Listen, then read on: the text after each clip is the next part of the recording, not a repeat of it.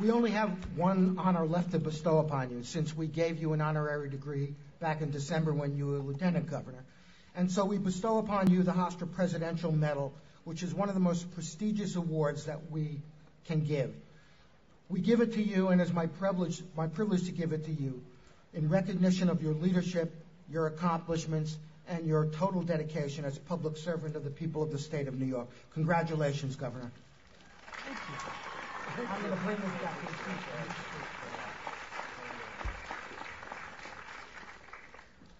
Thank you to President Rabinowitz, who changed my career in 1990 when he saw me at a Hofstra Law alumni event and said to me, "You have to become governor." And I asked him why, and he said, because every time Hofstra tries to get something, they take it away from us and they give it to St. John's, because Governor Cuomo went to St. John's. So you have to become governor. Anything else, Stuart? I also would like to congratulate all of those who will be honored today, the Teachers of the Year, that being Jacqueline Grennan Brooks, Victoria Geyer, William James, and Duran Milstein. Congratulations to all of you.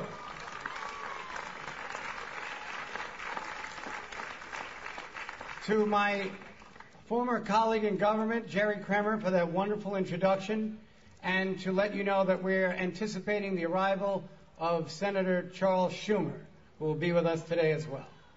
And to all of you graduates of the 2008 class, you may wonder why, after all of that hard work, and perhaps work you did just to pay for your college education, all that study time, and all that you have accomplished and finished, why we call this a commencement. It is a commencement because from the point of view of the student, it may be the end, but from the point of view of your parents, of something that I'm now one of, it is actually the beginning of your journey toward life. And so I've always wanted to say this to a commencement class. Don't leave. Go back home. Stay with your parents. Do you see what's going on in the economy out here? Do you know how much it costs to pay for gas in this state? Your parents paid the rent. They pay for food. Go back home.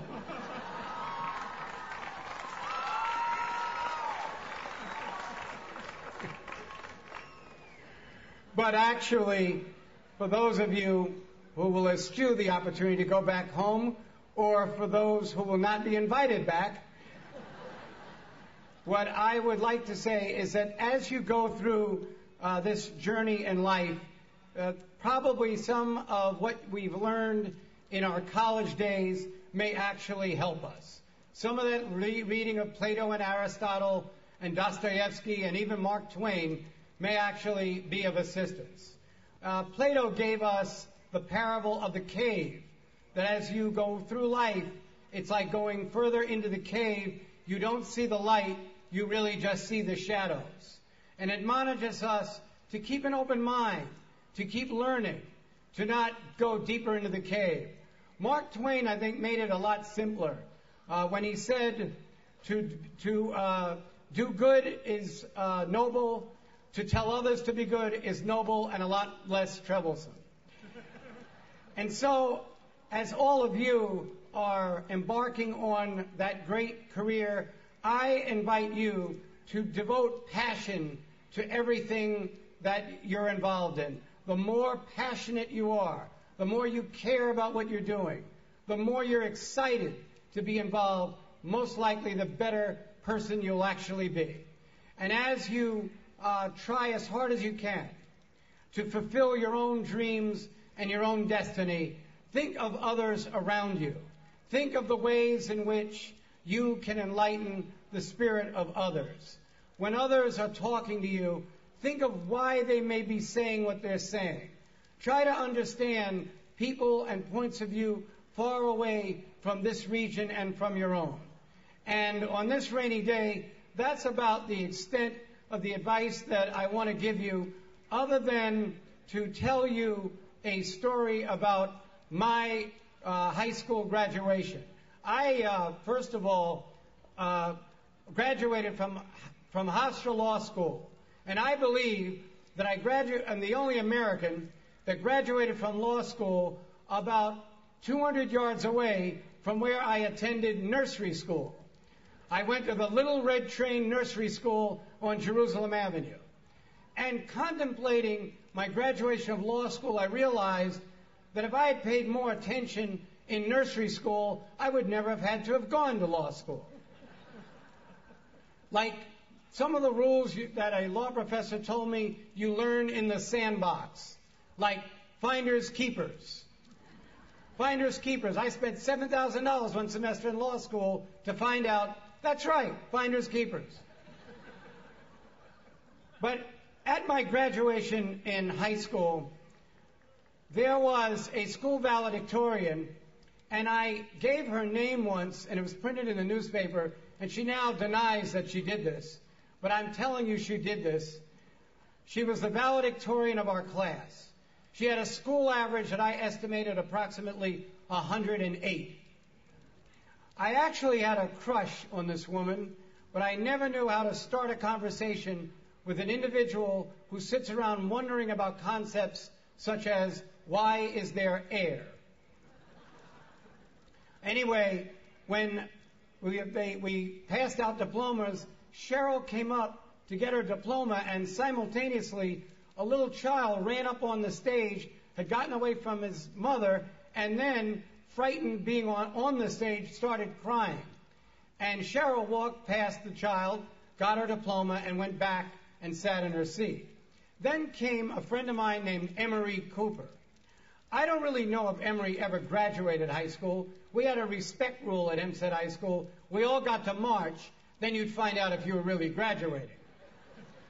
The last time I saw Emery was on South Franklin Street in Hempstead, and he was walking around carrying a brown paper bag. I didn't ask him what was in it. I didn't think it was necessary.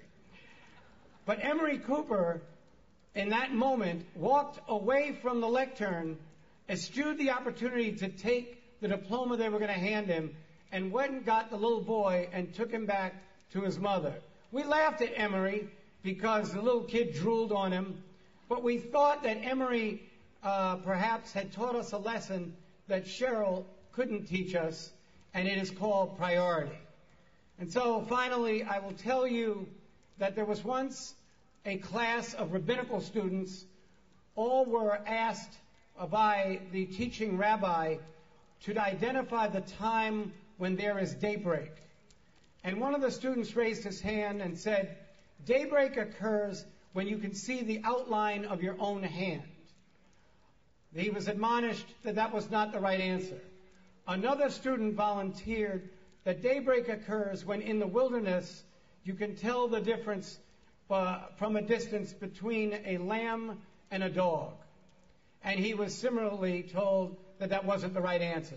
Finally, a woman who was in the rabbinical class suggested that it wasn't sight, it was sound, and that daybreak occurs when you first hear the polite chirping of the birds. She was also told that the answer was incorrect.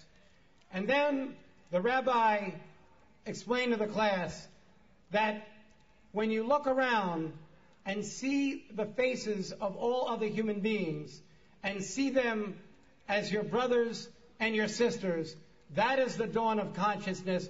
That is when daybreak occurs. Good luck to all of you in your careers. Thank you so much for flattering me by inviting to speak before you today. And long live Hofstra University. Thank you very much.